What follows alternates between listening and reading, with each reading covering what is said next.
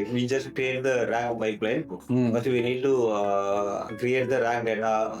அதை வர சங்கு கிளியர்லி எம்பெட் எல்லாம் ஆமா. பண்ணுவோம். இப்போ ஃபார் எக்ஸாம்பிள் வந்து இந்த இன்ஃப்ரா சைடு நீங்க பாத்தீங்க அப்படின்னா இது வந்து ஒரு பைத்தன் கோடு எழுதுவோம். இந்த டேட்டா சோர்ஸ் எடுத்து ரீட் பண்றது. இந்த ரீட்ல வந்து கிளீன், சங்கிங் அண்ட் எம்பெடிங் அந்த ப்ராசஸ் வந்து அதில் பைத்தன் கோடா இருக்கும். டேட்டாபேஸ் பைன் கோட் கூகுளோட பைன் கோட் யூஸ் பண்ணலாம்.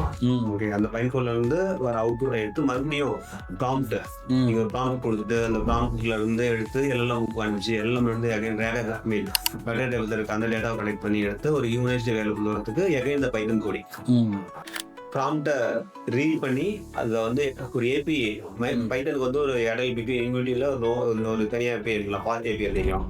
ஒரு ஃபாஸ்ட் ஏபி எழுதி உங்களுடைய ஃப்ரண்ட் எண்ட்ல இருக்கிற இன்புட் ப்ராம்ப்ட் இன்புட்டை வாங்கி ஃபாஸ்ட் ஏபி என்ன பண்ணும், பைத்தன் கோடுக்கு கொடுக்கும். பைத்தனோட அந்த கோடு கொடுத்தீங்கன்னா அது என்ன பண்ணும், பேக்ல இருக்கிற அந்த இந்த ஒரு எக்ஸிகியூஷன் ப்ராசஸ்ல போயிட்டு டேட்டாவை எடுத்து எல்எல்எம்மோட போட்டு எல்எல்எம் இதை கம்பைல் பண்ணி ஹியூமன் வெளியில் விடுவோம். இது வந்து நீங்க எந்த யூஸ் கேஸ் வேணாலும் அப்ளை பண்ணுவோம்.